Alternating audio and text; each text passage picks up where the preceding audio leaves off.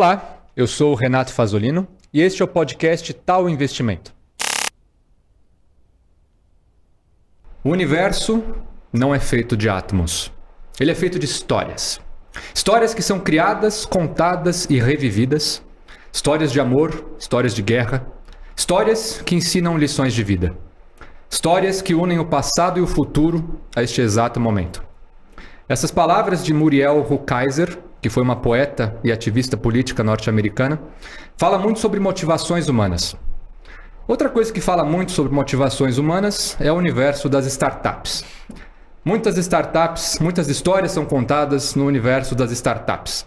Histórias de passados curtos e futuros gloriosos. Histórias sobre inovação, progresso e impérios, muitas vezes cujos castelos são feitos de areia.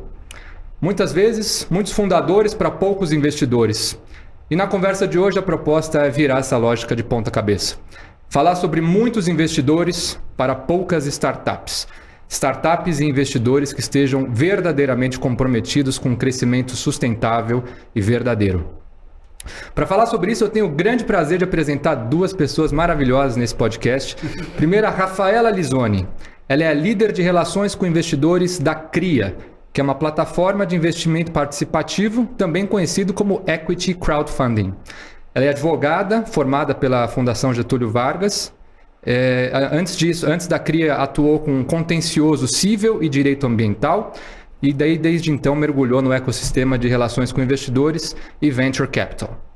O Rogério Nogueira, também conhecido como ROG, é formado em comunicação. Ele tem um MBA internacional pela FIA, atuou como desenvolvedor, atuou com projetos, produtos e planejamento estratégico no Brasil e no exterior.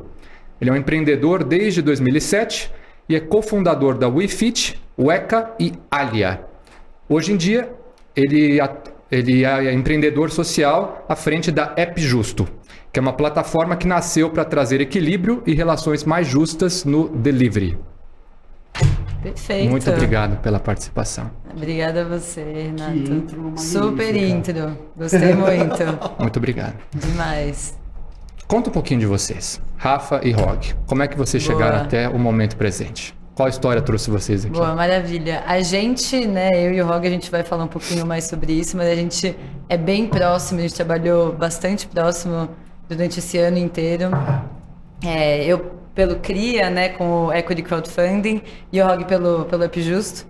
A minha história, como você pincelou, é um pouco diferente. Eu sou advogada. Antes de trabalhar com relacionamento com investidores, com venture capital, eu atuei como advogada ambiental, contencioso civil, mas sempre em busca de propósito. E eu, pessoalmente, na minha carreira e na minha atuação como advogada, não estava achando isso. E comecei a pesquisar, estudar, conversar com um monte de gente, toda aquela crise, assim, e descobri o venture capital, descobri as startups, o investimento em startups, me apaixonei completamente. E nesse caminho de conhecer gente, networking, cold call, um monte de coisa, conheci o CRIA, conheci a Camila, CEO do CRIA, e a gente se entendeu super bem, a gente teve uma super conexão, e eu fui trabalhar no CRIA como relacionamento com investidores, e foi a melhor coisa que eu fiz, me possibilitou várias conexões, inclusive com o App Justo, e com o ROG, a equipe toda, e é um prazer trabalhar com startups bacanas e que buscam propósito e com desenvolvimento sustentável e perene e com muitos investidores que acreditam no projeto, em cada um dos projetos que eles investem. Muito legal. Esse é um resumão. Show de bola. ROG. Eu sou uma pessoa bastante imperativa desde muito novo, gosto muito de trabalhar, então desde pequenininho, assim, 8, 10 anos, eu já estava vendendo gibi, engraxando o sapato do meu avô, fui office boy do meu tio. Eu estou falando com 10 anos, 11 anos mesmo. E comecei a programar muito novo. Com 14 anos eu já fazia desenvolvimento de sistemas, fiz o primeiro site da Fast Shop no Brasil. Legal. Bastante novo mesmo. E comecei por essa linha para valer mesmo como programador. Então eu fui programador por um bom tempo, trabalhei na época da bolha da internet, tive a oportunidade na época da bolha no Brasil, cheguei para o México, para os Estados Unidos também, e depois fui trabalhar com televisão interativa em Portugal, onde a gente lançou a primeira televisão interativa do mundo com tecnologia Microsoft, lá na Portugal Telecom. Foi um ano super legal. voltei para o Brasil na super expectativa que ia bombar televisão interativa no Brasil, e acabei indo para o mundo de agência de publicidade, onde eu trabalhei na área de tecnologia nessas agências e foi incrível. Consegui aprender sobre relacionamento, atendimento, criação, estratégia, programação, o que me deu um sentimento de estar preparado para empreender, né? Que era algo que naturalmente eu queria, então eu já fazia muito freela, que é quase que me empreender sozinho, né? Tem um lado autônomo. Daí eu comecei, foi quando eu criei a WeFit, quase que ao mesmo tempo a UECA, né? O WeFit Mais Sistemas é a UECA focada mais em aplicativos mobiles, e depois tentei criar uma Venture Builder, onde eu criei as outras startups, entre elas a Alia, mas em algum momento eu vi que eu estava com muito prato, estava ficando, realmente precisava focar, pulei de cabeça com a Alia, que foi uma startup incrível, é uma startup incrível, né? A Alia está super bem, foi bicampeã do Senhor Open Startups, passou por boas acelerações, foi uma escola, e na Alia também chegou o momento que eu vi que meu ciclo se encerrava, e logo depois da Alia, eu e o Saulo, que é meu sócio também nos últimos 10 anos, nessas empresas todas aí que a gente falou, a gente resolveu focar no negócio social. Foi aí que a gente resolveu criar o App Justo. Então, resumidamente, um pouco sobre mim. Você sabe que agora eu vou ter que saber o que é televisão interativa, né? Porque não faço ideia do que seja isso. Nossa, é muito legal. A televisão interativa, assim, pensa que não tinha tanta internet, né? Na época, eu tô falando de 2001, então já existia internet mais tanta. Então, já tinha o setup box, que a gente vê hoje, só que a gente criou uma plataforma onde dava para navegar na internet. Já tinha primeiros e-commerce, então a gente pegou o supermercado de Portugal, o Pingo Doce, e fez uma maneira de comprar algumas coisas já. E o legal da televisão interativa foi a user experience. Então a gente fez testes espelhos com crianças e senhorinhas portuguesas. Então imagina uma senhora de 80 anos, em 2001, onde você dá um teclado e fala: acessa um site, compra uma maçã, né? Então assim, foi muito legal fazer todos esses experimentos, viver isso. Mas no final tinha a TV, mas também tinha os recursos que a gente tem hoje no computador. E também uma coisa legal que eu não entendi, porque até hoje isso não é tão utilizado, que é a chamada interatividade, que vinha como uma promessa de você ver uma peça de roupa e eventualmente já ir lá comprar aquela roupa, ou no meio de um conteúdo tem uma inserção que você baixa o conteúdo sobre aquela inserção. Então é uma coisa que eu ainda não vi tanto, e temos tecnologia já para isso. Que hoje em dia você só liga, né? Aparece lá embaixo o número, você tem que ligar, né? Você tem que ligar, ainda tem nessa, o máximo puseram um QR Code, né? Pra você tentar fazer alguma coisa. Mas isso, a televisão interativa. Isso há 21 anos atrás. 21 anos atrás. Eu tinha 21 anos, né? Em Portugal, hein? Em Portugal. Foi escolhido Portugal porque era a cidade, era o país com o maior cabeamento do planeta na época, né? Então, eram 10 milhões de habitantes e quase o país quase todo cabeado. Então, era um lugar bom para testes do mundo, né? Então, muita coisa de tecnologia saia lá primeiro. Pois. Muito bom. Muito legal. Não sabia. Muito legal. Vamos então falar, Vamos começar pelo começo, né? Equity Crowdfunding. Eu queria começar talvez com uma segregação entre Venture Capital, que é um termo que, para quem não conhece, Venture Capital é um fundo de investimentos que investe em empresas, muitas delas em estágio inicial, para daí se tornam sócios dessas empresas e ao longo dos anos, né, eles colaboram para o desenvolvimento dessa empresa para daí no futuro saírem, seja via um IPO, seja via uma venda para algum outro sócio. Enfim, Perfeito. Um grande investidor que tal. Mas tem o crowdfunding agora, a figura do coletivo. Quais são as semelhanças e diferenças entre essas duas coisas, Venture Capital e Equity Crowdfunding? Perfeito. A gente não queria, a gente gosta de dizer que a gente é um Venture Capital de comunidade, né? Então a gente trabalha de uma forma parecida com o Venture Capital. Então a gente conhece as empresas, conhece grandes empreendedores, conversa com todo mundo, faz uma análise e seleção super criteriosa da empresa. Só que a diferença é que ao invés de a gente ter um fundo com um valor, enfim, 10 milhões, 100 milhões que a gente investe nessa empresa, a gente apresenta a empresa e o projeto dessa empresa para a nossa comunidade de investidores. Então, a gente faz todo o processo, seleciona a empresa e apresenta para a nossa comunidade. E o CRIA também investe junto. Então, por isso que a gente gosta de dizer que a gente é um Venture Capital de comunidade, não apenas um marketplace, né? Uma página onde qualquer empresa aparece lá e você pode investir. Não, tem uma curadoria super séria e a gente investe junto. Então, as empresas investidas do CRIA são do portfólio CRIA.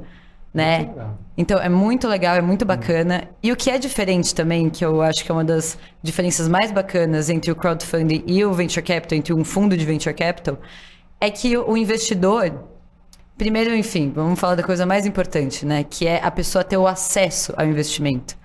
Quando um fundo de investimento em venture capital, ele só tem a possibilidade de oferecer o seu fundo e as empresas para pessoas com cheques muito grandes.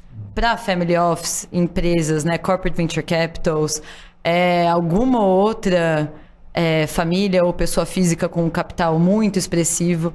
Mas a gente não consegue investir por um fundo de venture capital, infelizmente, nós três, né? E possivelmente 99% das pessoas que estão assistindo a gente. E o Equity Crowdfunding possibilita isso. Possibilita que você entre no site do CRIA ou de outra plataforma de Equity Crowdfunding, escolha a empresa que ache bacana, o projeto que ache interessante e que ache que faça sentido e que vai crescer e que vai gerar frutos e investe especificamente naquela empresa. E essa é a segunda diferença. Quando você tem dinheiro, quando você é um limited partner, né, em um fundo, você não escolhe a empresa que você está investindo. Você coloca o dinheiro no fundo, você confia no fundo, e os gestores do fundo vão escolher as empresas XYZ que eles vão colocar esse dinheiro. Agora, no Equity Crowdfunding, é autonomia 100% da pessoa. Ela entra lá no site, ela olha, eu tenho uma empresa de delivery, eu tenho uma empresa de mesa, uma empresa de luz, enfim, e eu consigo escolher o que eu acho mais interessante. Putz, eu acho que mesa e luz não faz sentido nenhum eu investir, mas delivery justo faz sentido eu investir.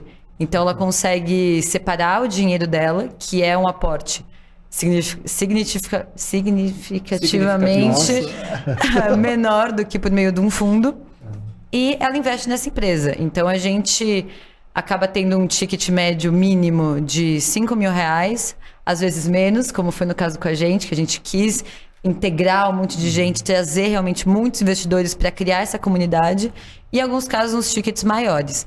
Mas gira em torno disso, e essas são as principais diferenças que acho que deixam o Equity Crowdfunding tão interessante e diferente. Muito legal, excelente introdução. E assim, eu ia te perguntar o ticket médio, mas quantos investidores mais ou menos existem nesse ecossistema? Quantas pessoas investem mais ou menos, você saberia dizer? Então, eu sei que o número específico é muito difícil a gente saber, porque tem várias plataformas, enfim. Aumentou muito. Quando a gente começou, a gente gosta de falar que o CRIA começou lá em 2014, foi a primeira plataforma de Equity Crowdfunding, e começou quando tudo realmente era mato, né? Então não tinha regulação da CVM, não tinha nada. Geralmente funciona assim, né? A gente empreende primeiro e a regulação corre atrás para regular. E o CRIA foi exatamente isso. A gente começou empreendendo. O CRIA, né? A Camila já estava junto. Começou empreendendo e hoje em dia, enfim, isso foi 2014. 2017 saiu a norma e desde 2017, que é quando a gente consegue ter números mesmo, aumentou 22 vezes.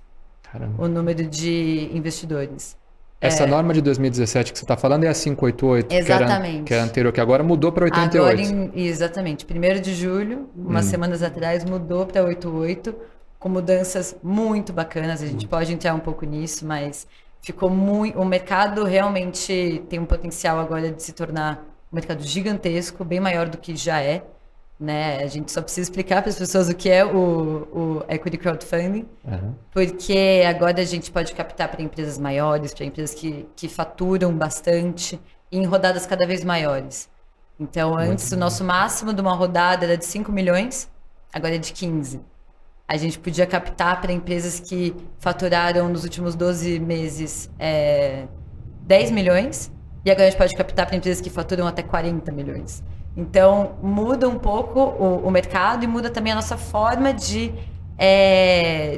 estar junto dessas empresas. Então, por exemplo, o AppJusto, a gente fez uma rodada com eles. Pode ser que daqui 5 anos a gente faça uma nova rodada, eles estão faturando muito mais e a gente entre junto com eles e com o fundo. Sim. Não só o Equity Crowdfunding, por exemplo, né? Então, vão surgindo novas possibilidades dentro do mercado agora. Show de bola. Então, basicamente, aumentou o limite para o tamanho da captação, tamanho da empresa, do faturamento. Isso. Esses seriam dois parâmetros legais para comparar a legislação antiga? Sim. Tiveram algumas mudanças, mas assim, essas são as mais expressivas. Tá. E junto também com a possibilidade da gente divulgar as ofertas. Antes a gente não podia divulgar sim. e era um grande problema, assim, não só para o CRIA e para as empresas que captam com a gente, mas para o mercado em si, né? A gente via algumas divulgações, assim, um pouco pisando nos ovos. A gente ficava meio assim... Com medo de que tá passando guidance, com medo de que tá... Exatamente. E hoje em dia isso é possível, né? Tá. E é uma divulgação que foi liberada agora até um tanto ampla, assim, é bem bacana. Divulgação por influencers, por mídia paga, desde que tudo seja bastante claro e, óbvio, correto, né? E que a rodada já esteja aberta no site e que no site tenha todos os documentos, todas as informações, desde que sejam considerados todos esses fatores, pode divulgar. Legal. Isso é uma coisa que a gente não pode Nossa, fazer. a gente gostaria muito de poder falar mais e a gente realmente, na a época, gente se ainda estava preso. segurava. Mas ainda assim bateu o recorde lá, né? Captou com quase 1.000 pessoas, né? Exato, a gente chegou a 939 investidores dos mais diferentes perfis aí. Muito Foi legal. um sucesso, a gente captou aí mais de R$1.800.000 no Equity Crowdfunding junto com a CRIA. 1.800.000. Legal. Então conta um pouquinho lá da Epjusto, né? Assim, a gente falou na apresentação delivery, mas conta um pouquinho qual que é a história, o modelo de negócio, quem são os stakeholders aí envolvidos, o diferencial. Dá uma introdução, por favor. O Epjusto ele nasce realmente para ser uma opção mais democrática, uma alternativa a um delivery mais justo, né? A gente viu no começo da pandemia aí um momento que era para todo mundo estar comemorando o aumento de vendas, né? Entregadores com mais corridas, restaurantes aí faturando mais no delivery. Só que no fundo não foi o que aconteceu. A gente viu restaurantes falindo, entregadores fazendo protestos. Então assim, o que há de errado com o delivery?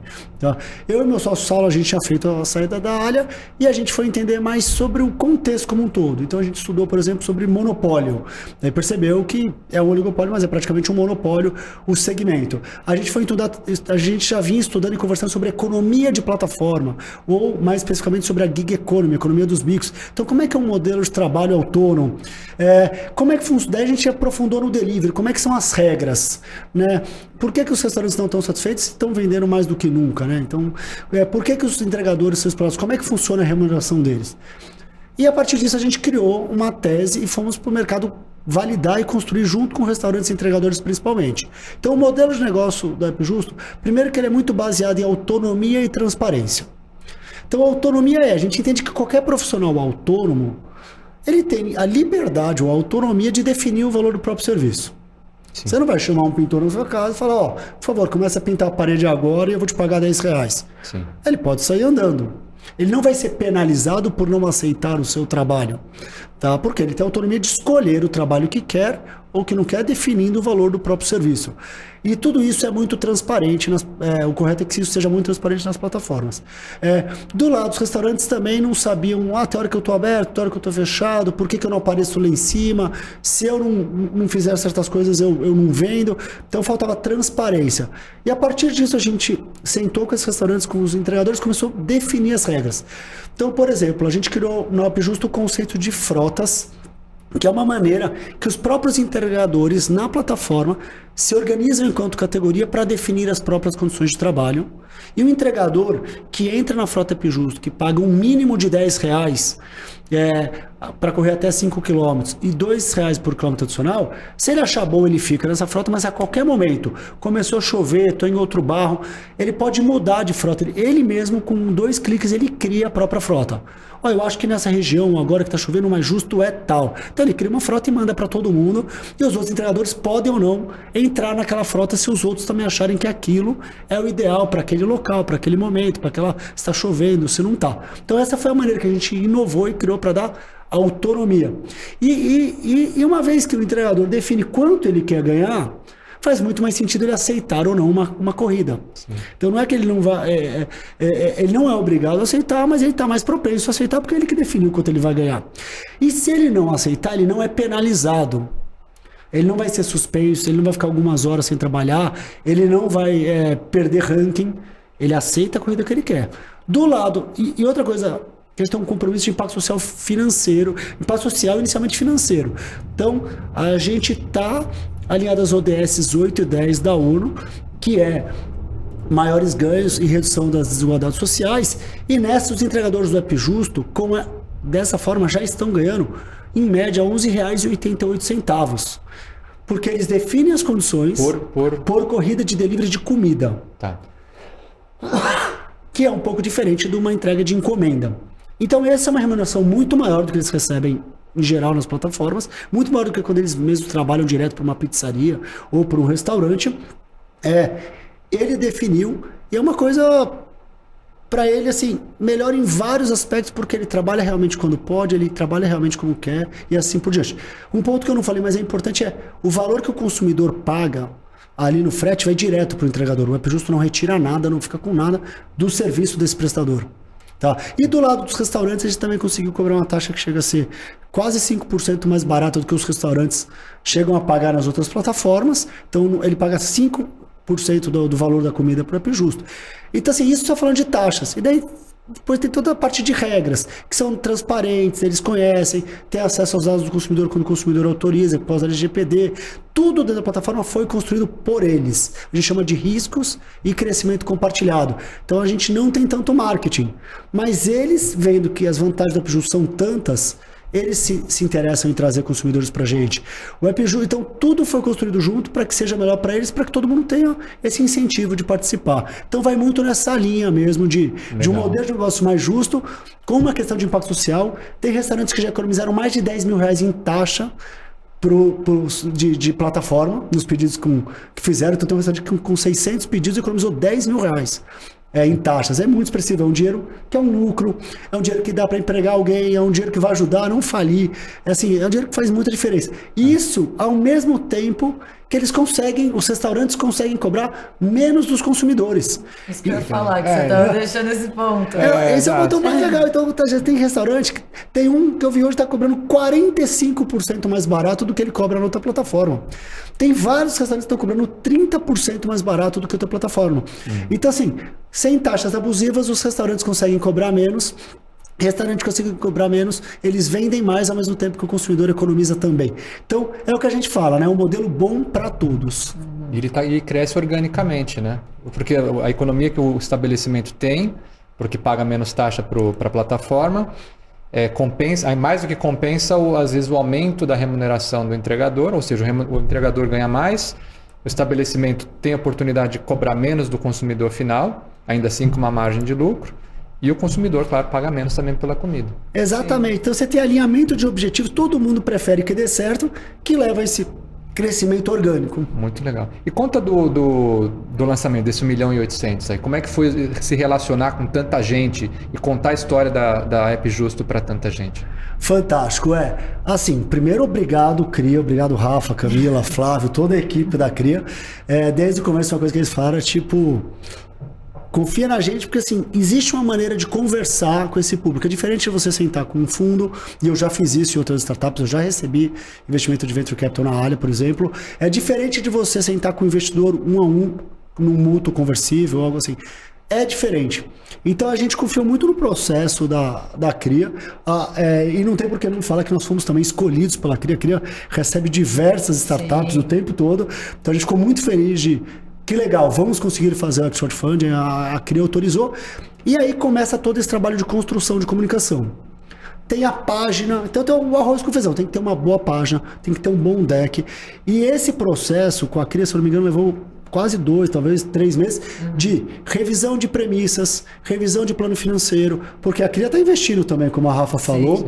E ela está preocupada com o sucesso dos investidores dela. Então, esse crescimento vai realmente acontecer. Por quê? Então, todo o trabalho de diligência que um fundo faria numa startup, a Cria fez. Então, vai lá, entende as premissas, entende o forecast, as projeções, daí vai para a parte de olhar essa página da oferta, para olhar o cap table, olhar os antecedentes toda a empresa, está tudo limpo, está tudo correto, financeiramente, os sócios e assim por diante, para daí fazer o deck. E olha, esse deck faz sentido, ele está contando uma história. Então, sobre a storytelling, no caso da App Justo, é um deck, eu imagino que seja muito peculiar. Sim. A gente não entrega o ouro do storytelling, que a gente vai chegar lá ainda. Até Maravilha, porque a gente realmente tem muita coisa para contar, um problema para contar, um impacto social para contar, vou segurar. Então, daí a gente lançou e aí começa, né? que é um híbrido de aquele esforço de networking, de ir atrás de investidor. Então tem uma etapa ali que eles chamam de book building, né? Que é você já se preparar. Quantos investidores você já tem ali comprometidos? Quanto em valor isso representa para a oferta abrir de um jeito já atraente para o pessoal do mercado olhar e falar, opa, ó, já abriu quente. Isso influencia no sucesso do negócio. E depois todo o trabalho durante a oferta aberta. Então a gente fez alguns webinars, a gente disponibilizava atualizações, a gente continuava esse trabalho de procurar investidores. A Cria também, a Cria não tem só a App Justo, ela tinha outras startups, cada uma estava no momento, algumas já estavam na fase de encerramento, outras estavam mais iniciais, como a App Justo no começo. Então ela sabia que tipo de energia colocar para cada um. Se você está fechando uma oferta, últimos dias, você vai falar de um jeito. Se você não está fechando, mas já bateu a meta dos 2/3, então isso é uma coisa interessante de falar também, então vai falar de outro jeito. Ó, já deu certo essa captação. Então a gente foi seguindo muito essa tocada da Cria aí para fazer isso ser um sucesso. Muito e foi cheio de emoção. Cheio de emoção e falar com muita gente, né? Essa pergunta aí. É muito diferente. Geralmente as nossas rodadas têm 200 pessoas, 300 pessoas, uma rodada grande, 400 pessoas. Essa a gente teve 1000 pessoas. Né? Então, foi realmente muito desafiador. Continua sendo, né? A gente vai manter contato com essas pessoas o tempo que elas continuarem dentro da empresa e junto com a gente no Cria. Mas é muito desafiador e muito bacana também, né? A gente ter um webinar que entre a gente de todos os perfis. Todos os perfis. Todos os perfis. Entra uma pessoa que é investidor, que investe na bolsa, que conhece alto risco, e entra uma pessoa que nunca investiu, uma pessoa que está vendo agora que é possível investir com R$100 e quer entender um pouco sobre como funciona, ou sobre a empresa. Foi muito legal e continua sendo bacana. E essa diferença de investidores tem a ver com a pergunta: por que a gente escolheu o investimento coletivo, né, o Equity Crowdfunding? Quando houve a concepção do App Justo, a gente já construiu coletivamente. Respondi agora há pouco um modelo de negócio que o App Justo é bom para todos. Por quê? Porque assim a gente tem alinhamento de objetivos e esse crescimento orgânico. Então, se hoje um restaurante, um entregador já indica o App Justo para o seu consumidor e para outros restaurantes, porque sabe que é melhor, imagine se ele ainda for dono e tiver a oportunidade de crescer juntos. Interesse. Não é ser dono só lá no IPO, ser dono quando agora, é pequeno, entendeu? Que é aqui que vai dar o melhor múltiplo que a empresa pode ter, que o investidor pode ter. Então, assim, a gente já queria desde o momento, a gente estudou muito sobre cooperativismo de plataforma, cogitamos essa possibilidade, por N questões, tributárias, governança, prazo, a velocidade que uma startup precisa ter, a gente acabou não indo para cooperativismo de plataforma, mas o DNA, os princípios cooperativistas estão aqui, que é participação, autonomia, todo mundo ser dono, todo mundo ganhar junto. E o Equity Crowdfunding, então, era um caminho óbvio desde a concepção do negócio. Então, a gente fez isso. E aqui teve isso, a gente teve... Daí foi o primeiro trabalho, foi qual que é o valor mínimo. Então a gente se esforçou muito, a própria Cria também, para que o valor mínimo fosse R$100, para que fosse acessível a todos, a entregadores. Os restaurantes estavam saindo de uma pandemia muito sofridos, com fluxo de caixa muito apertado. Então a gente teve mais de 30 entregadores, mais de 30 restaurantes que investiram no App Justo. A gente tem 300 casos de pessoas que são investidores e que já fizeram algum pedido na plataforma. Então você começa a criar realmente uma comunidade. Teve os investidores da base da Cria, teve investidores profissionais, teve investidores que eu sei que já investiram milhões em outras startups. Então realmente foi bastante democrático e o principal, estamos todos com objetivos alinhados para um delivery mais justo. Falando em democracia, falando em alinhamento de objetivos, vamos então pensar um pouco no cenário de startups como um todo, assim, né? Big Tech, né? Inflação. Unicórnios estão demitindo, a inflação está reacendendo no Brasil aquele velho paradigma, né? Vou colocar meu dinheiro na poupança, que só a taxa de juros vai acompanhar a inflação. Mas talvez até deixando um pouco o lado macro de lado, pensar um pouco mais nessa coisa do crescimento a qualquer custo, né? Que é o que guia, assim, história no paradigma histórico financeiro, Adam Smith, a mão invisível do mercado, oferta e demanda, né? A competição que vence o melhor. Então, Venture Capital, vou colocar 100, eu quero retirar 1 milhão daqui 2 semanas. Como é que vocês enxergam essa esse desafio que está acontecendo hoje em dia, desses castelos de areia que eu falei no começo, Sim. que estão desmoronando, essa premissa de que investimento tem que ser ultra mega retorno. Como é que vocês enxergam esse cenário hoje no mundo e um pouco das perspectivas? Não, bacana, acho que faz muito sentido, né, o que você colocou, e é justamente o que a gente discute e reflete todo dia dentro do CRIA e no mercado também, né? Os jornais só se fala disso, mídia específica sobre venture capital, sobre startups, isso no mundo inteiro, não é uma questão Brasil. O que aconteceu nos últimos anos, né, no boom de startups, no boom de venture capital, é exatamente o que você disse, né? Valuations muito altos, muito gordos, né? Às vezes as empresas estavam no PowerPoint ainda e já estavam valendo milhões e milhões de dólares, e os fundos entrando. E, enfim, os grandes fundos de fora apostando nessas empresas, muitas empresas crescendo, virando unicórnios muito rápido. Então criou-se essa expectativa junto com um hype muito grande que faz parte do nosso mercado. Nosso mercado é fundado em hype. E influências digitais, isso no mundo inteiro, assim, né? Investe em tal coisa que vai dar um múltiplo de tantos por cento e tal. E isso é perigoso, né? É perigoso, não é realista.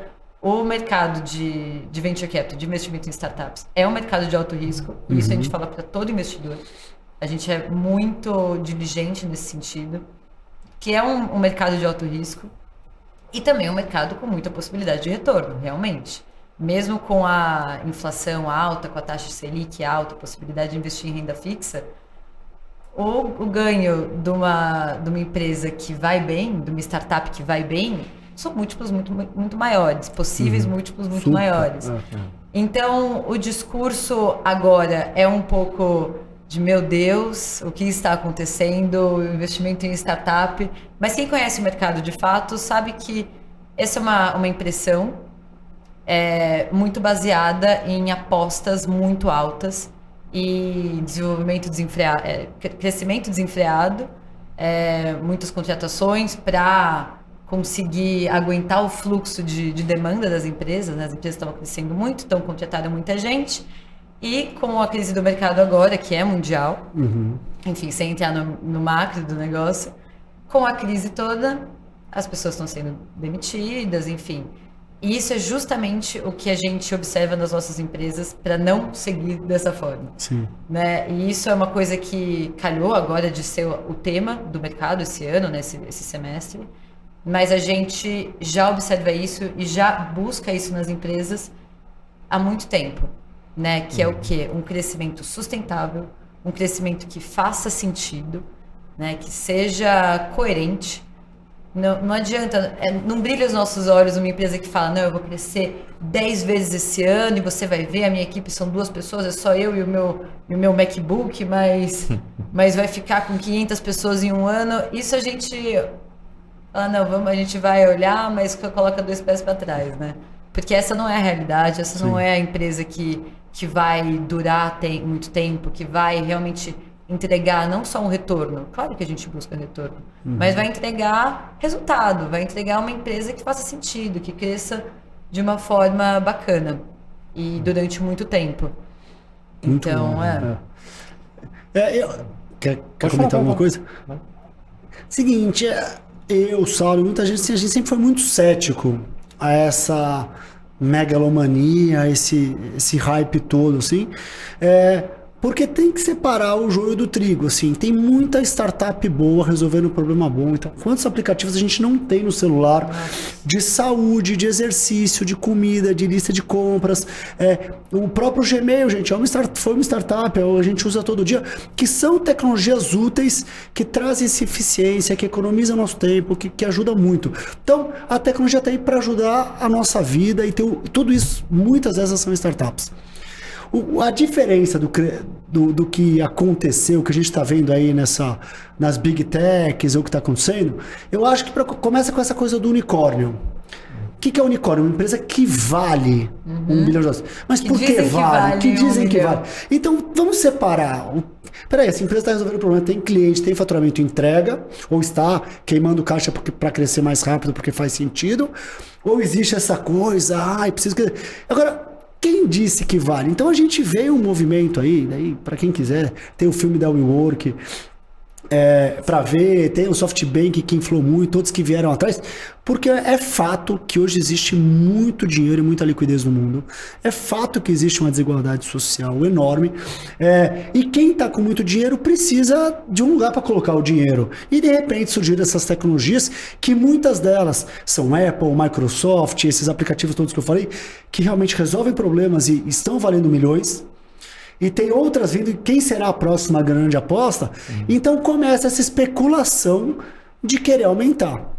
E daí você acaba viciando algumas startups que entram no hype e compram esse discurso de que eu preciso crescer logo. Então como é que a resposta é crescer logo e eu preciso dominar o mercado, né? Que é o tal do winner takes all. Então o que eu faço? Eu vou queimar um monte de cupom, eu vou contratar um monte de gente que a resposta está dada. E aí que começa o crescimento não sustentável. Você pega uma startup que inunda o mercado de cupom, mas depois, quando acabar o dinheiro do cupom, teve o market fit validado? O pessoal estava comprando por causa do cupom porque aquilo é útil, resolve um problema, trouxe algum benefício. Porque se não, e vários casos que a gente está vendo aí é o se não, aí que não se sustenta. Daí precisa de uma nova rodada para saber quem é o próximo, vou usar uma palavra ruim aqui, quem é o próximo otário que vai pagar o próximo cheque para fazer com que o anterior não tenha essa perda. E daí você entra num ciclo que o hype ajuda muito. E daí fica essa coisa, só que uma hora alguém para e fala, pera, o valuation está muito alto. Porque às vezes o valuation pode estar um pouco mais alto porque é uma startup que vai precisar de caixa, então faça sentido que tome um cuidado com o cap table, né, que é o quadro societário, para não queimar tanto, porque senão vai prejudicar, não vai conseguir fazer o que é necessário. Mas fazer por hype, fazer porque tal. E aí que a App Justo veio muito contra. Me estendendo aqui, e por favor, Renato, me corte se estiver perdendo.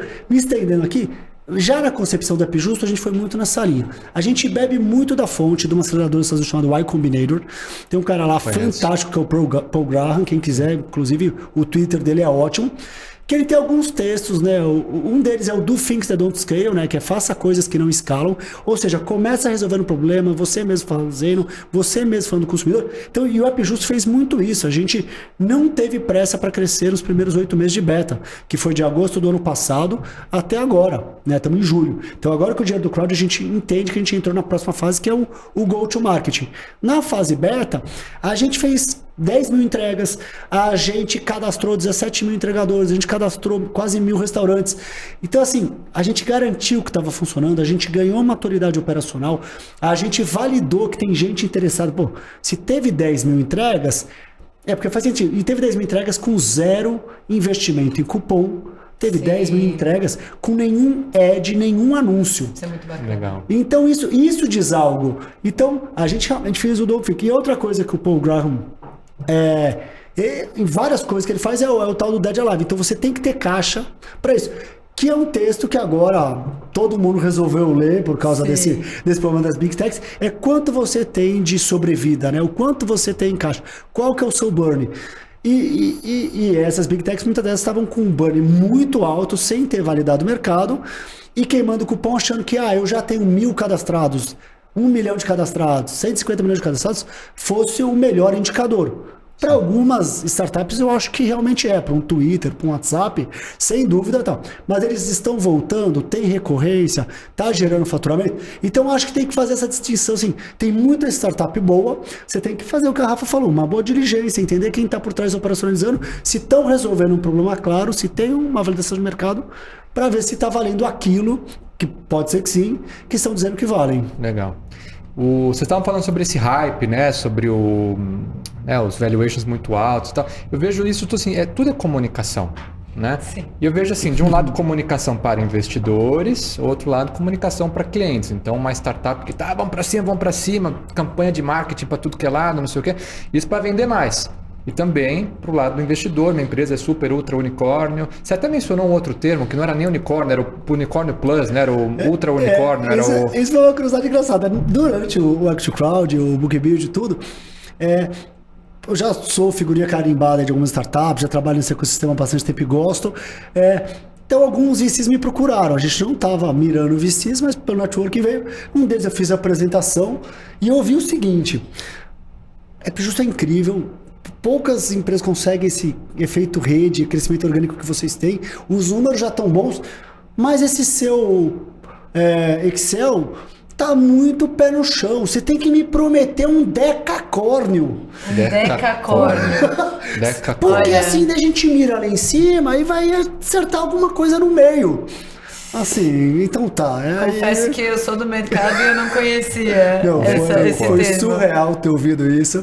Daí pra mim ficou claro que não era o perfil de investidor que a gente queria, porque a gente tá com cabeças diferentes, estratégias diferentes, mirando diferente, Sim, entendeu? Com certeza a gente pode errar na projeção para cima ou para baixo, mas eu não vou colocar um número só para empolgar as pessoas e fazer uma âncora. promessa, sabe, inatingível e tudo mais. Mas então, é isso daí, é tudo storytelling, é tudo comunicação, é assim, que história que eu tô contando para engajar um investidor, um cliente e por diante, Mas isso né? é pra tudo na vida, né? Na vida. Pra tudo O na jeito vida. que você embala, que você comunica, É. tanto para venda quanto para autopromoção, tudo.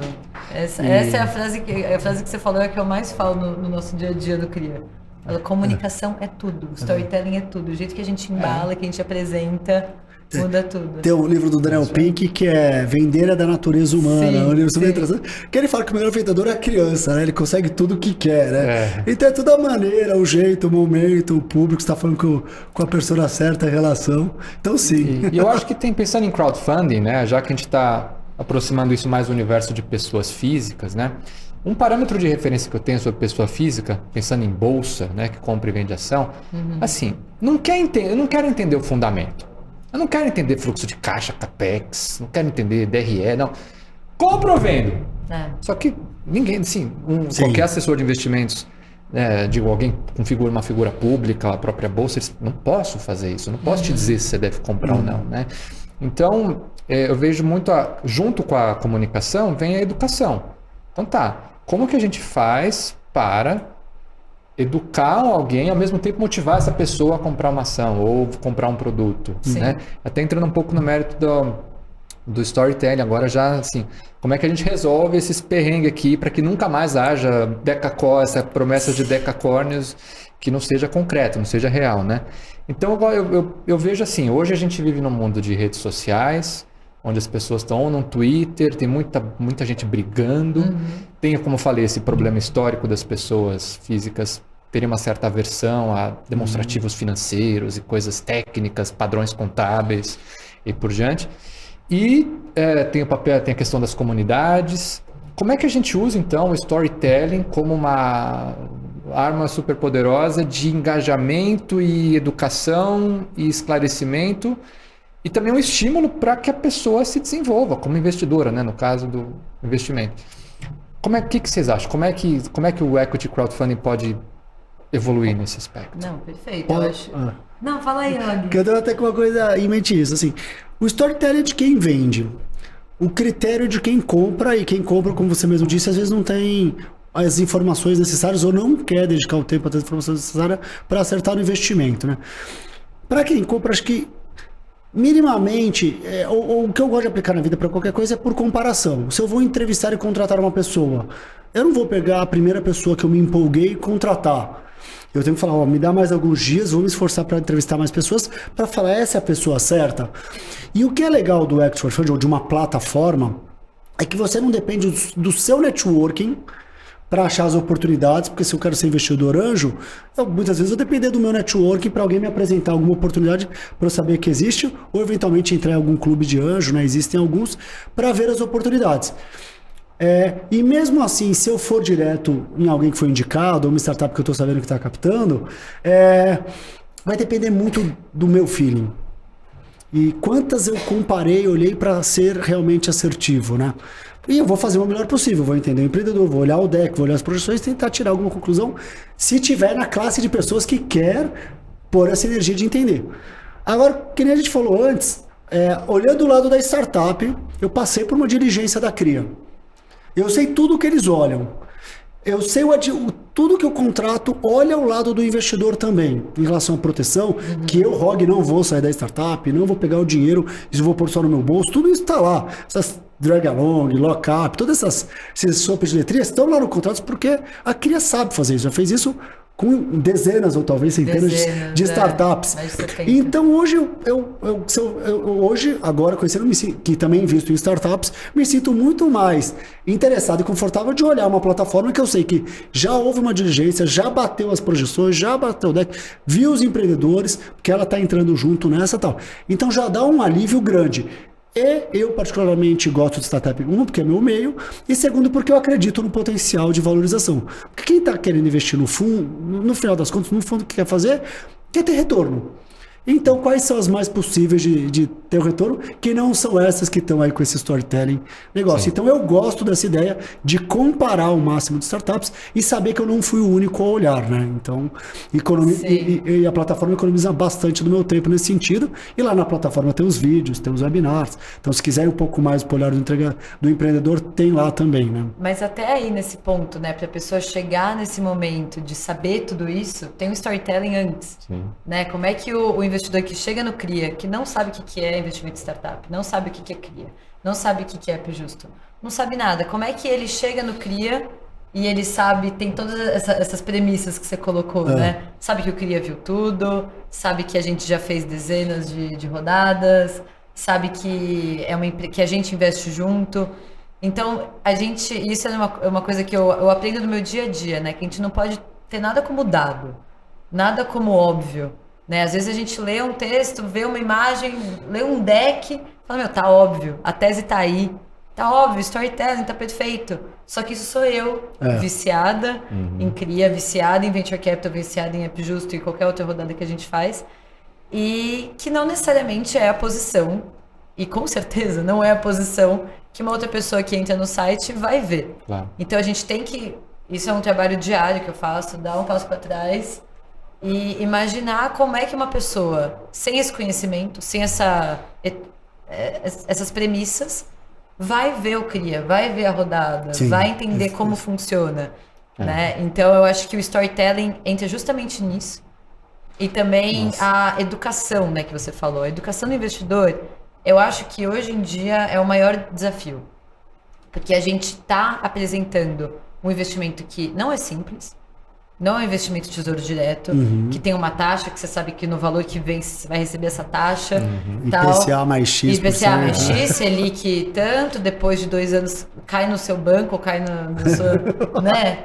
Não é um investimento simples, então a gente precisa educar o investidor. Mesmo o investidor que já está numa renda fixa, ele já é qualificado. Ele já é um investidor que já está investindo. O investidor que está na bolsa, para a gente, já é super qualificado. Super. Né? Um investidor que entende minimamente o investimento de risco. Mas muitas vezes as pessoas que acessam a página, acessam as rodadas por rede social, por notícia em jornal, notícia em blogs, podcasts, acessam a página sem ter essa educação. Então, quantas vezes eu não recebi o WhatsApp, né? Eu toco o WhatsApp do CRIA, recebi o WhatsApp com, assim, uma pergunta. Isso foi ontem, inclusive, eu até te dei um print. Como funciona? Ponto de interrogação. Poxa, tem um problema aí. A pessoa parou, entrou no WhatsApp, mandou para mim para entender como funciona. Como é que ela não entendeu pelo site? Não tá claro. Mas ela perguntou como funciona o equity crowdfunding ou uma oportunidade específica? Ótima pergunta. Foi o que eu perguntei para ela. O que é a vida, né? Eu perguntei para ela depois, como funciona, né? De onde viemos, para onde vamos? Não, a gente tava falando de uma rodada específica e ela, como funciona? Eu falei, não, vou ter que dar. Aí eu liguei para ela. Falei, olha, mais fácil. O equity crowdfunding assim, a rodada é Y. Eu gosto de... né, eu sou contador de formação, né? Então eu tive uma revelação aí há uns 5, 6 anos, quando eu li o livro do Joseph Campbell, da Jornada do Herói, que é famoso lá, né? E eu olhei pro velho, eu peguei... Então, de um lado eu coloquei o livro lá do O Herói das Mil Faces, do outro lado eu coloquei um fluxo de caixa descontado. Aí eu pensando, numa sexta-feira à noite, assim, divertido. Divertido. Falei, deixa eu explorar a criatividade aqui. Eu vi a mesma estrutura narrativa. Pensando em narrativa, porque os números contam uma história. Então, como eu passei muitos anos da minha vida fazendo fusões e aquisições, eu fazia valuation, né? Então eu tinha lá, pegar receita, qual que é a premissa, ticket médio, volume, qual não sei o que, OPEC, investimento, CAPEX.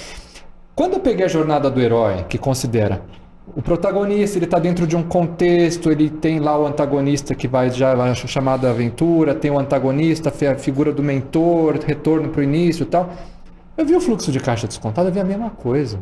Protagonista, quem é? A empresa, né? Ou seja, o que ela está vendendo. Então, qual que é o contexto dela? O que eu vendo, para quem eu vendo, por quanto eu vendo, não sei o quê, não sei quais são os meus concorrentes, quais são as variáveis econômicas, e aí por diante. Antagonistas. Quais são os meus custos, minha despesa, eu estou brigando ali, tenho que reduzir e tal, pá. Quem é o mentor dessa jornada? Capex, meus investimentos, é o que eu estou investindo para crescer. Finalmente, moral da história, velho eixo. Então, eu sempre penso no storytelling financeiro, né, com essa pegada da jornada do herói, porque eu acho que ela dá uma percepção de começo, meio e fim. Ela permite que o investidor, como você mencionou, que está acostumado com uma renda fixa, que ele só tem que se preocupar com qual que é a data de vencimento, qual que é o cupom, qual que é isso aqui, ela possa entender de uma forma com storytelling, né? Qual o contexto macroeconômico, onde que essa empresa está inserida, quais são os concorrentes dela, onde que ela investe. E né, eu tento até reproduzir isso nas conversas de podcast, mas pensando como uma oportunidade de investimento, eu acho que cabe super, assim. Eu acho que é uma forma que, inclusive, dá para o interlocutor quase que uma coisa de engajamento, uma coisa de pô, que legal, essa pessoa meio que entende a sucessão dos acontecimentos, né? Eu acho que isso é legal e funciona muito para essa coisa de comunidade, eu vejo, né? Para as pessoas ganharem mais essa percepção de propósito, o impacto que aquela determinada oportunidade está gerando. Sim. Tô pondo meu coração para fora, que ver se ressoa, o que vocês acham. Para a parte de jornada, no nosso caso da Justo, eram públicos diferentes com motivadores diferentes. Então eu tinha lá como vai ser o storytelling para o entregador. Então, para começar a entender o entregador, quanto ele ganha, ele tem quanto, por que ele colocaria, e a gente foi no storytelling de tipo, seja dono da plataforma que é o seu material de trabalho, onde traz o seu ganha-pão, né? E teve que explicar de não ter liquidez, de que isso é um investimento por longo prazo, mas que pode ser um investimento muito bom. Então, assim, toda essa explicação foi... Agora, o dono de restaurante era diferente. E a gente achava que o ticket ia ser diferente, e na maioria dos casos não foi. O ticket do entregador do restaurante estava ali, muitos entre 100, 300, alguns 500. Daí um restaurante ou outro despontou, acabou investindo um valor maior. Mas a maneira de falar com o dono de restaurante, e o fato dele ter... Porque a gente tinha que... Primeiro apresentar o produto, existe o App Justo, que nasceu com o objetivo de impacto social, que vai ajudar vocês. Então, primeiro eles tinham que entender que uma alternativa é possível, que essa alternativa já funciona, para daí falar, quer ser meu sócio? E o benefício de ser meu sócio é tal. Depois veio a construção do book building, que foram os primeiros investidores. Sim. Famílias, amigos, ex-pessoas que já trabalharam juntos, investidores, como eu sou do ecossistema já de startup há algum tempo, investidores que investiram em outras startups de conhecidos meus que poderiam se interessar pelo App Justo.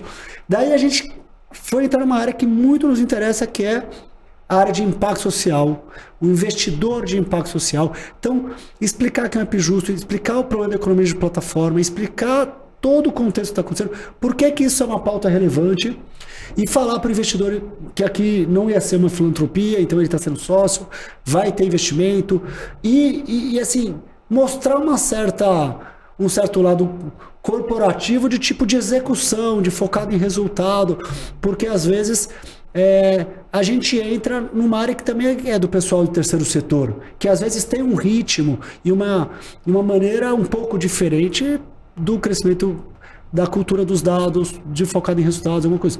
Não estou falando que o terceiro setor não tem, porque tem muito, né? O terceiro setor entrega, mede isso, aquilo, mas teve que aprender a medir impacto social. Sim. E era algo novo. E daí teve o público de investidores da CRIA, que são as pessoas que a gente não conhece, mas que investem em diferentes tickets. Daí teve os VCs de impacto. Então são vários storytellings, cada um tinha uma expectativa, tinha que entender algo, uma base, que é algo novo. Depois disso, entender qual que é a vantagem para eles e o resultado esperado, que é um resultado de risco.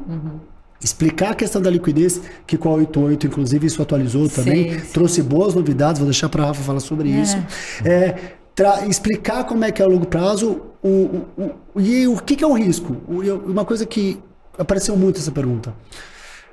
Não, você ainda não está no contrato social. Então, se der errado, O que é muito ruim é que você pode perder o dinheiro, porque a empresa pode deixar de existir. Então você tem que avaliar se a empresa é boa, se tem market fit, se tem um potencial de crescimento e o tamanho do mercado. E se nós, sócios e equipe, vamos levar lá onde eu tô te dizendo que eu quero chegar. Só que não é risco trabalhista, qualquer dívida que a gente contrair. Então, no processo, se der errado, não se preocupa na parte assim jurídica, nome, esbarrar alguma coisa para você. Esse é um ponto que apareceu Já é a muito. governança, né? O mundo da governança aí, né? Isso.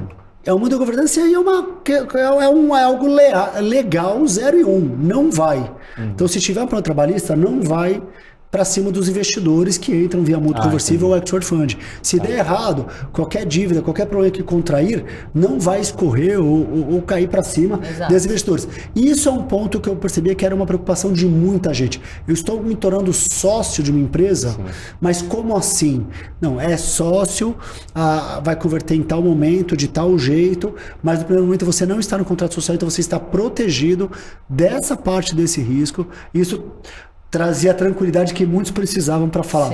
Bora lá então. Porque tem uma oferta, o divisor de águas é a oferta, né? Uma coisa é você fundou uma empresa limitada, tal, você é um sócio constituinte, aí tem um problema trabalhista, às vezes sim, pode responder. Mas teve uma oferta, teve um IPO digital, né, do crowdfunding. Isso. Aí bom, aí virou mercado secundário, já é compra e venda, já é uma coisa... Isso. Mas por ser pequeno, essa sensação de ser sócio, e a gente usou isso no nosso storytelling, seja sócio do app, a gente falava isso para o entregador, né? Então é uma coisa que às vezes traz essa preocupação, porque é uma empresa pequena que está começando, eu vou ser sócio, porque uma coisa é uma cota do App Justo, outra coisa é uma cota da Petrobras, né? São coisas totalmente diferentes. Eu achei muito legal isso. O próprio entregador, por exemplo, o próprio dono do restaurante ser um acionista. O stakeholder isso estimula se tornar a comunidade, ou vira qual que é o nome? Um promotor da marca? Não, Pode ser. Um influencer da marca. Não, e exatamente. E é o que a gente escuta quase todo dia, assim, de investidores da empresa que mandam mensagem, mandam um print pra mim, tô pedindo App Justo. Que isso é muito legal. Direto, olha, tô aqui com uns amigos, tá todo mundo pedindo App Justo, tá todo mundo baixando o app.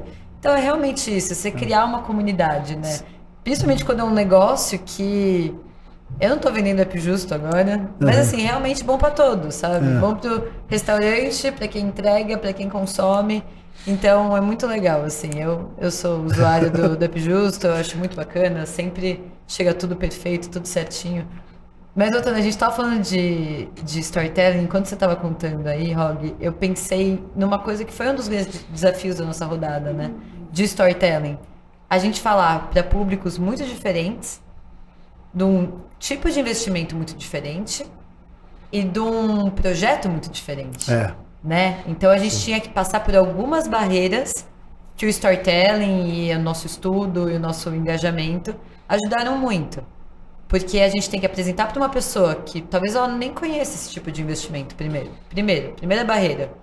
Eu nunca investi, ou eu nunca investi em renda... Estou acostumado a investir na poupança, se muito. Na poupança, se muito, né? No nosso público, se muito. Se muito.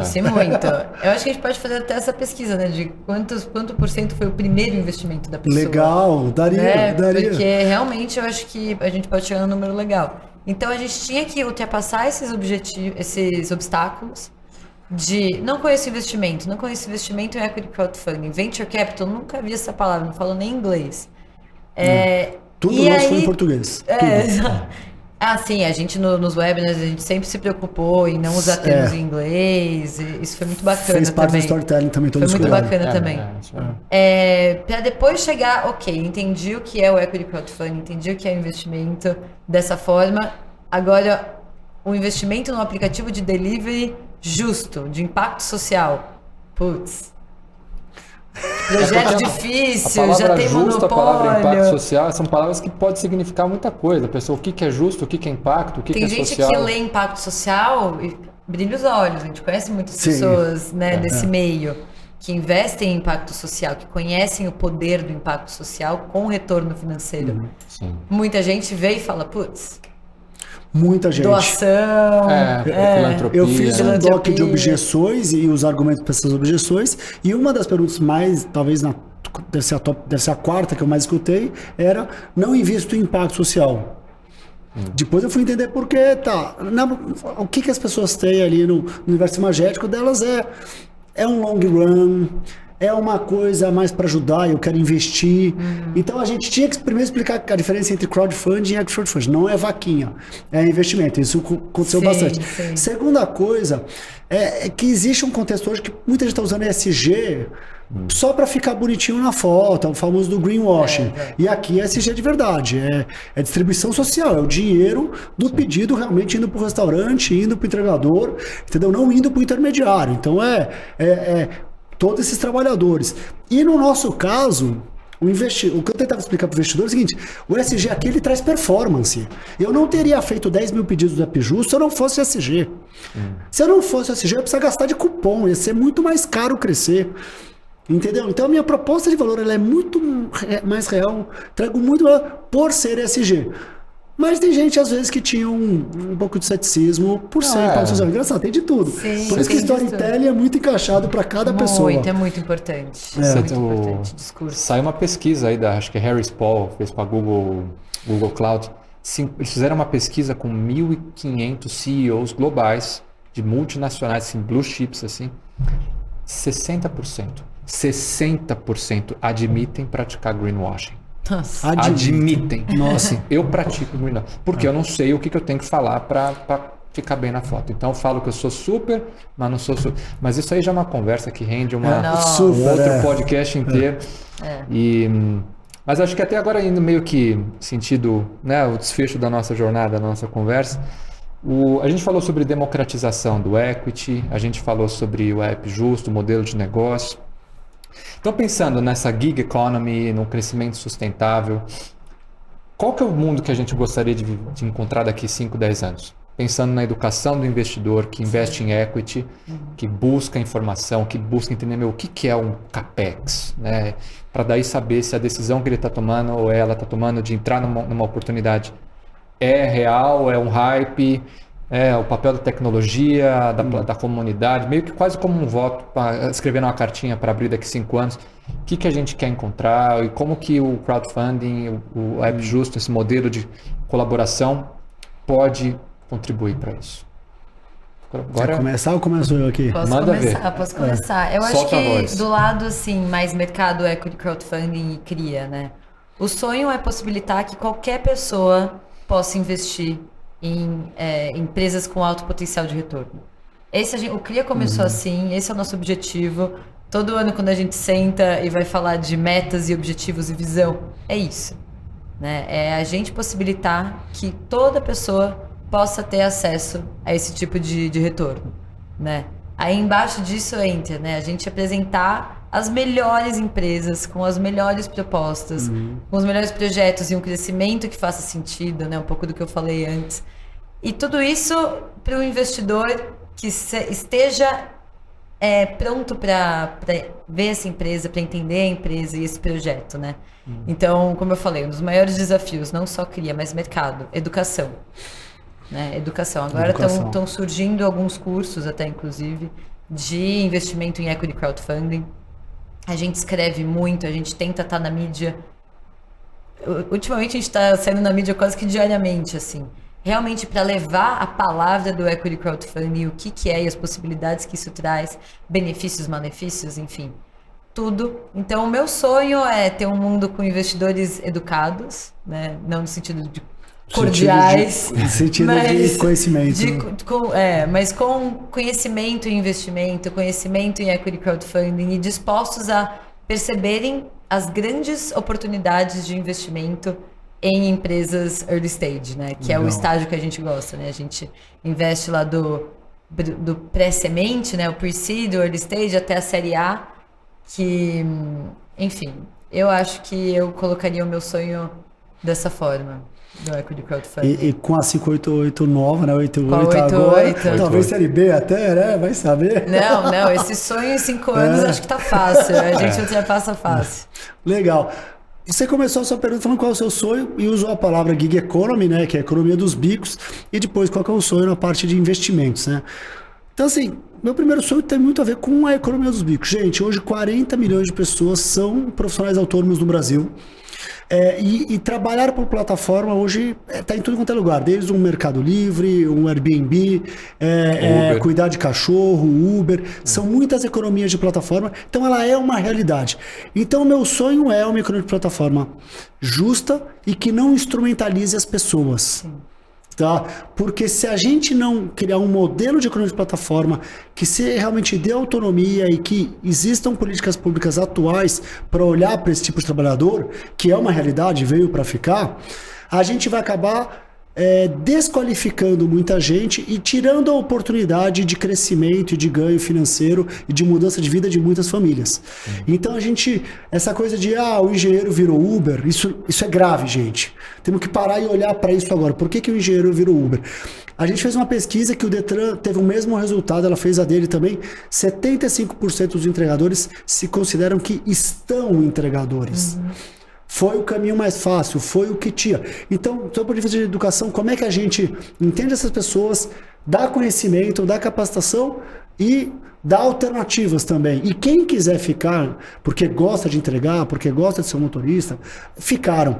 Então, temos que olhar para a economia de plataforma com muita seriedade, criar políticas novas e, às vezes, pensar, esse meu frete grátis, quem está aí por trás? Qual fundo que tá pagando esse frete? Ou o fundo é a pessoa, porque o cupom é o restaurante que está pagando. Opa, vou retificar. Não é o restaurante que paga o cupom, é o consumidor, porque ele precisa embutir a taxa, ele precisa embutir o cupom para dar essa falsa sensação de ganho. Tá? Então alguém está pagando. Então é isso que eu quero ver daqui a 5 anos. Melhor distribuição de renda, pessoas trabalhando por plataforma com o que a plataforma pode trazer de melhor, que é autonomia, liberdade de horário, descentralização. Isso desincha as metrópoles, permite as pessoas trabalharem de outros lugares. Então a plataforma e a tecnologia tem muita coisa boa, mas precisa ter políticas públicas e uma nova visão trabalhista que realmente ajude todo mundo a tirar o melhor e ser mais justo efetivamente. E da parte de investimento, meu sonho para a parte de investimento é que todos esses trabalhadores de plataforma e todas as outras pessoas em gerais não tenham que se preocupar com as contas pagas no final do mês e que possam investir em alguma coisa. Tá? Então a gente tem um salto gigante aí para dar, para realmente ver pessoas podendo economizar e realmente investir. Esse sonho, acho que você vai ter que participar das eleições no final do ano.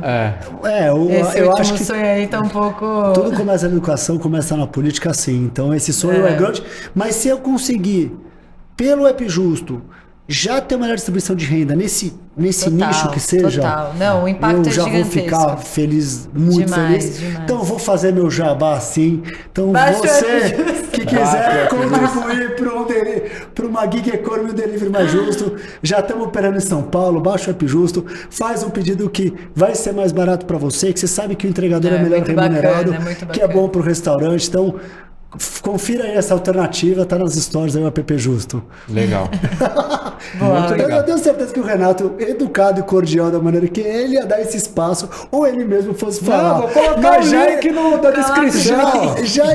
Tinha tudo a ver, já engatei o jabá aqui. Manda bem. Não, muito legal. Porque assim, eu acho que essa democratização, essa distribuição, essa renda maior, né, para a pessoa que está ganhando mais e por diante, abre espaço para uma oportunidade de investimento que aí bem com uma boa educação ao redor vai permitir que esse investimento seja feito de uma forma mais instruída, mais, digamos, com uma perspectiva de longo prazo, que consequentemente empodera, expande a economia de uma forma sustentável, por sua vez estimula mais empreendedorismo. Às vezes uma pessoa que hoje está entregando algo, amanhã pode ser fundador de uma startup, ou seja, tudo cresce com harmonia e com relações humanas. E App Justo, link na descrição. Só aí, vamos construir uma economia mais justa. É exatamente isso. Eu queria deixar um enorme agradecimento para vocês dois pela conversa. Renato, obrigada por chamar a gente. Foi super bacana. Foi super bacana, papo gostoso mesmo. Legal que você trouxe toda essa questão de entender do storytelling, da consciência aí por trás de todos esses investimentos. Rafa, prazer te conhecer pessoalmente, finalmente. Loucura. Esse negócio de pandemia, a gente trabalhou quase um ano juntos à distância. Pra gente se conhecer hoje aqui. Muito legal. Mas... Obrigado pelo convite. Obrigado, Rafa. Obrigada. Valeu. E para você que está assistindo, até o próximo episódio.